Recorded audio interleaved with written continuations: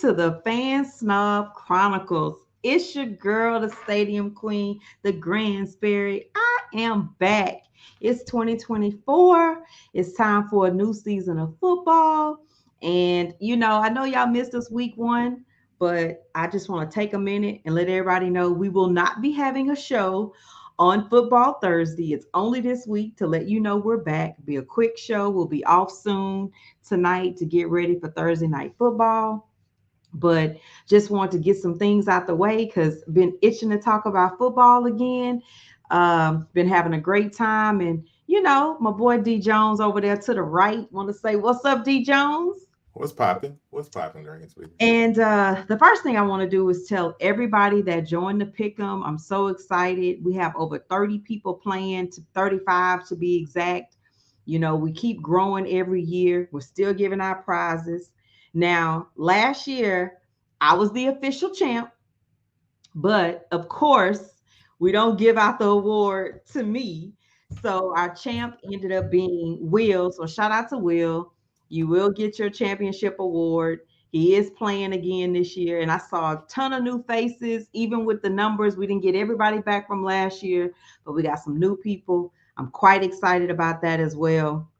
And one of the things I really enjoyed seeing was some of the creativity in the names, D. Like, I think we're gonna have a little talk about that next week. I saw some good names. I kind of like people put a little effort into picking their name for pick'em. That's always fun. So for everybody that's been inboxing me and asking, is the show coming back? Here's your answer. We got a few new things different this season. So be on the lookout. And our boy B Pat, he'll be dropping in often throughout the season, but we doing some things different. So D Jones, how what we starting with tonight? All right. So what we're gonna do is we're gonna start the first segment, a little play on words.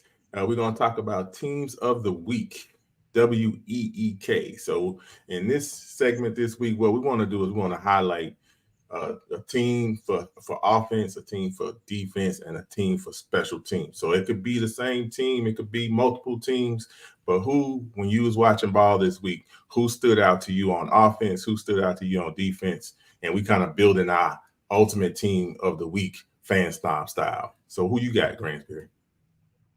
First, I'm going to give team of the week offensive wise to Detroit Lions.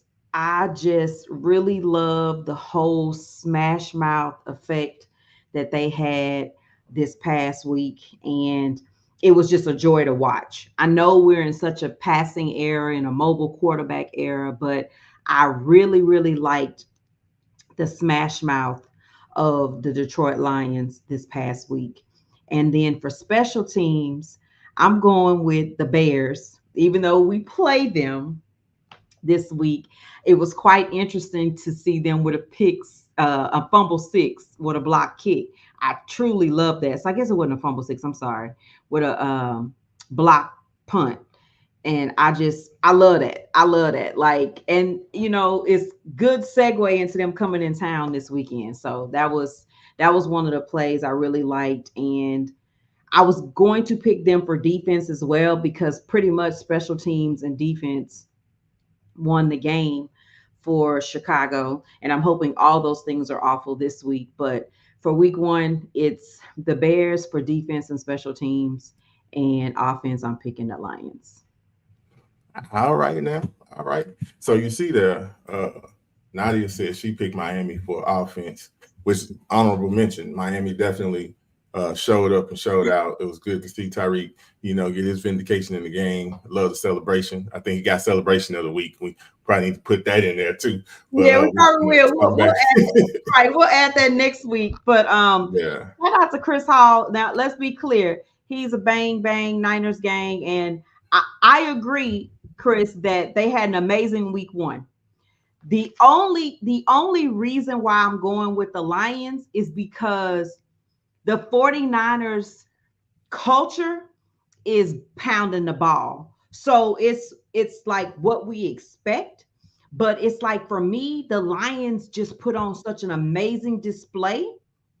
And I know you had a new guy back there, but I mean, let's be honest, when have you not had a good run game? When was the last time you didn't have a good run game? So that's kind of why the Lions stood out for me, because we look at the coach as a defensive guy being, very aggressive for going on fourth downs and things of that nature. But that display of run game just really looks good to me. So, you in there, you put on a great display. I loved it. I loved it. And plus, it's just week one. It's plenty of weeks for them to show up. It's Correct. plenty of weeks for them to show up. So just to recap your ultimate team for this week, you taking the Lions for offense and Chicago for both defense and special teams. That's right. Yeah. Yeah. I guess Yeah. that shot. I mean, That's legit. when you scoring on special teams, I got to put you in there. You Uh, got to. You and got then to. when you getting a pick six that pretty much seals the game, I got to put you in there. So, Yeah. so Yeah. it's kind of hard to stray away from that. Yeah. Yeah, and plus, without their defense and special teams, I think that's what really engineered their comeback in that game from being down 17-0. So awesome. So next thing we're gonna talk about teams for the week. This is WEAK. So these teams kind of make you weak. They made you kind of rethink if your fandom, you know, for your squad. So let's look at the same thing. Let's look at offense, defense, and special teams. Which teams do you think need to work on some things this week? So I'm gonna give a side note and say that I think most teams, if they're being realistic, have had some period in the last 5 to 10 years that they felt like things were weak, right? And they're and weak in the sense that there's such a deficit in that side of the ball. Your rope is short. As for instance, we've been a team in Houston has always been known for, they would usually have a really good defense and it would always be something missing from offense, or they might have a really good run game, but the pass game didn't match. So for me, I need to see more from the Giants. I'm not really sure where they're headed offensively. We all have watched Hard Knocks, and we know about, at this point, Saquon has moved on, but I think they got to figure out some kind of identity on offense. You brought in an offensive weapon. I want to see something go there. It was, it didn't give me what I was looking for. And then I think the obvious one that most people have already had a conversation about, I was looking for more from all the teams in Ohio. So I got a different opinion. All the teams in Ohio, they both needed some improvement in offense, and maybe that's where the cats and dogs were eating. It was eating the offense. Not the cats and dogs were being eaten, but they were eating up the offense on those two teams. So I think it was Thank probably, you. maybe it was said wrong. That was the way it was supposed to be said. I got you. I got you. It's just a little fact check. Okay. Just a little fact check. So I'm gonna need more from both offenses out of Ohio, the whole state. So All right. before we start calling them mistake by the lake, as people have said before. No, we ain't gonna do them like that. So No, teams we're for the not. week. We're Teams not. for the week. Yeah. So kind of we want to highlight some games coming up, and we're gonna Yeah, call this segment. yeah. I think we're gonna hit them up with three piece and a pepper, and so the pepper is gonna be kind of our game of the week, and That's the you hot know game. That's the that's hot the game. hot game. And here's the thing, me personally, when I get ready to eat chicken with a pepper, I actually have to take a bite out of the pepper first to know and get that That's juice a good going. But I understanding. gotta taste Yeah. it first so I can make sure it's gonna hit right. And then I'm Yeah. gonna give it to all of my chicken, Yeah. right? So for me, we have to start off with the pepper. And the good thing is the pepper is tonight's game. And so it's the Dolphins and the Bills. Great division matchup, two awesome quarterbacks. I think another week settled. The Dolphins are at home again. So we're gonna hope that it's a little bit more peaceful getting to the stadium, getting into pregame setup, no outside noise and wait, additional conversations. Hopefully all of the media has killed the rhetoric that they need to keep talking about. I'm sure it'll come up again, but I'm saying things should be a little bit more relaxed. I'm looking for a little bit more from this offense tonight. But I still have the Dolphins winning. So that's kind of what I'm looking at. But a more high-powered offense with a little bit more peace. I got you. I got you. So let's talk about three piece. First game. Let's talk about the Chiefs and the Bengals. Again, as I mentioned earlier, I'm looking for more from the Bengals offense. Everybody has been trying to make this the team that always can put, you know, stick a fork in them for the Chiefs. But for me right now, it's one of those things until you beat the Chiefs, you haven't beaten the Chiefs. The Chiefs are beginning their plans to go for what does not happen in the NFL, and that's a three-peat. And so, we're going to hear that all season. So for me, I still think the Chiefs edge out, but I just expect a better offense out of the Bengals coming up this week. That's my Do take. you think? Do you think that not enough attention is being given to, I guess, what's happening in Cincy as far as um, let's just talk about their wide receiver room. We know T Higgins wanted a longer contract for a while. They franchised him. Now we got Chase wants his extension a little bit early. Uh, those are two key pieces for that offense and for Joe Burrow to really perform. And if they're not happy, Chase pretty much not practicing training camp, but he played last week. It just seems like there's a lot of tension in that locker room towards either the coaching staff or upper management. Even when Chase was getting questions, he was like, "Talk to the coach." You know what I mean? It's not my job. So you think was not enough attention really being given to that, in your opinion, before the season started, like before week one, and you know contributed to them coming out pretty flat? So I think for me to make a more informed opinion on it, I probably really need to look at where's their salary cap. Where are they hurting financially? Because I think for the average fan, they never really thought about the money outside of the salary cap until we heard about the situation with Kyler Murray's contract, where a team was in a position where they have to be able to escrow the money that they're essentially guaranteeing. And so when you talk about needing to, guarantee funds for skilled players, you have to make sure it's easy to watch a team on TV. I tell people that all the time, but where's the revenue driven from?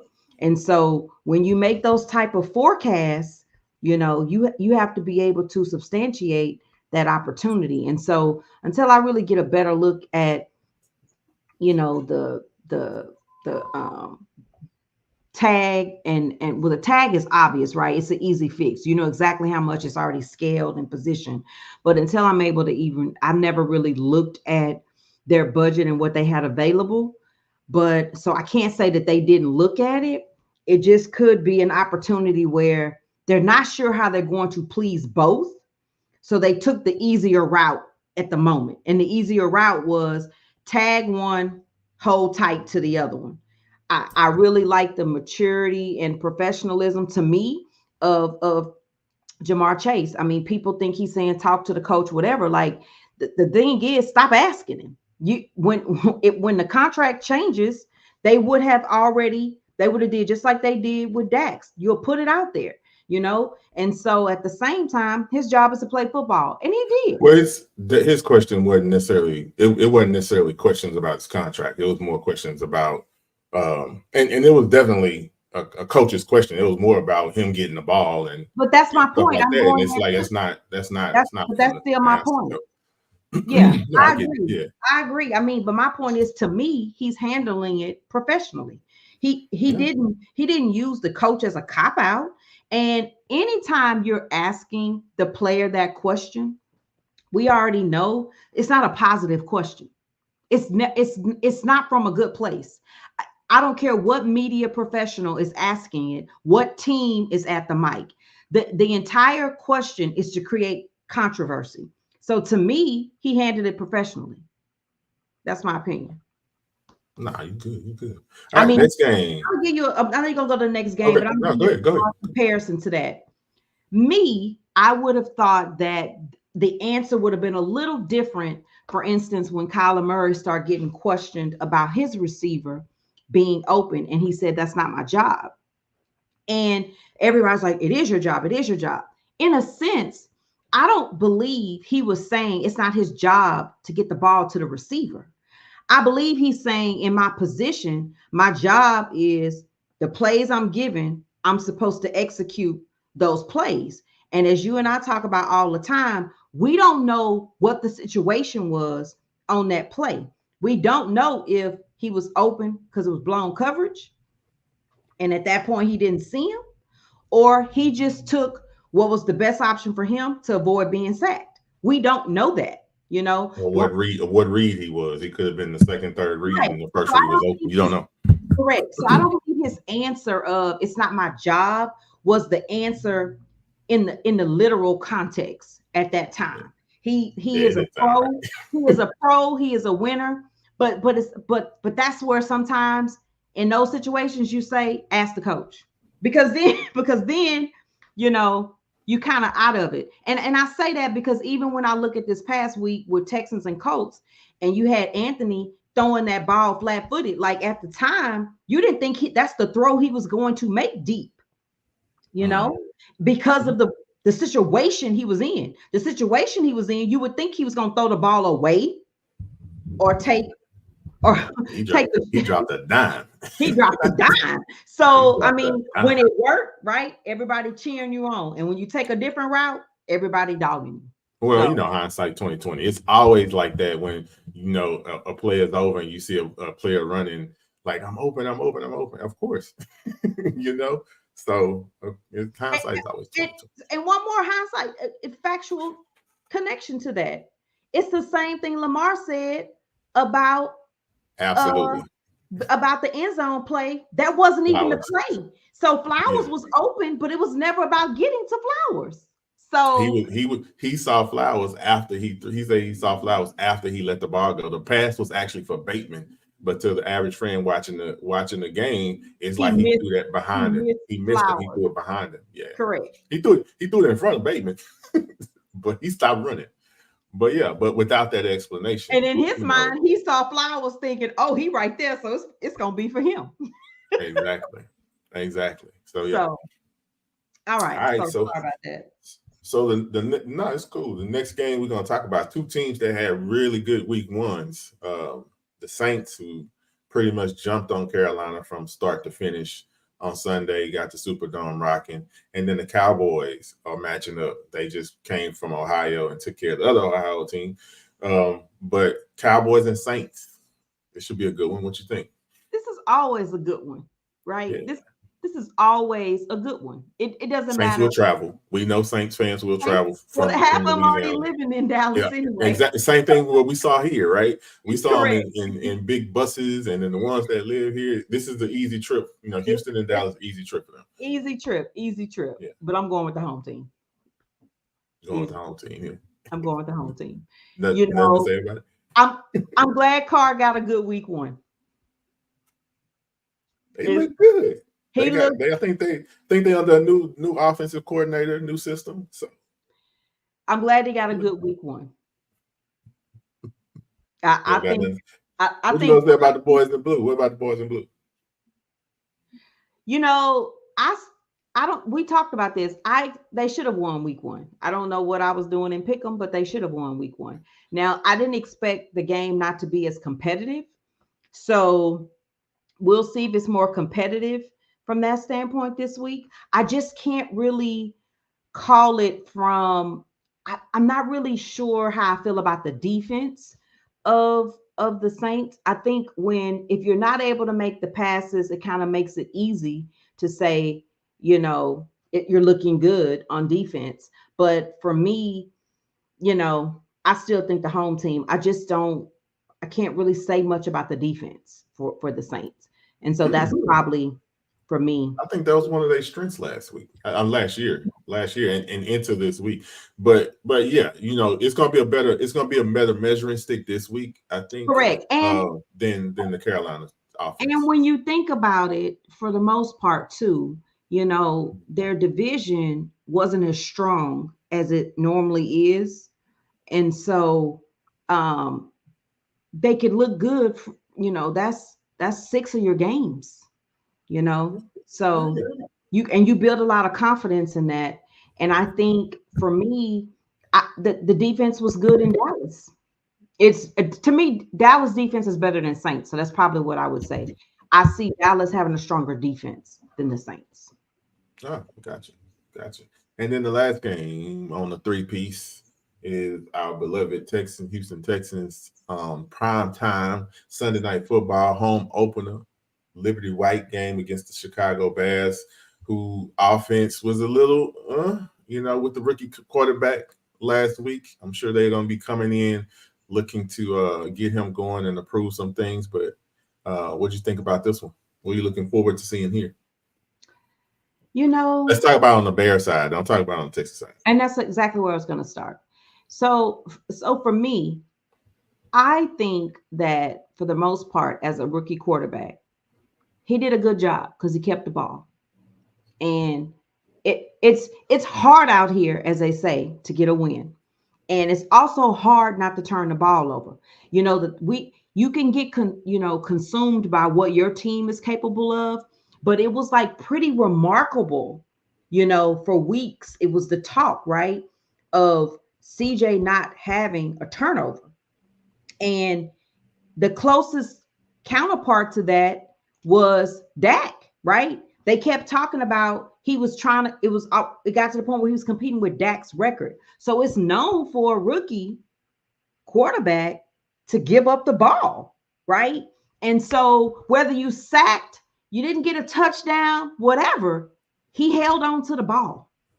So you can take that confidence and build from it. And I think that's the best thing to do in this situation, because I watched him in college, and some of the games they got away from him from turnovers, his own turnovers. So to me, to get under the lights and immediate accountability.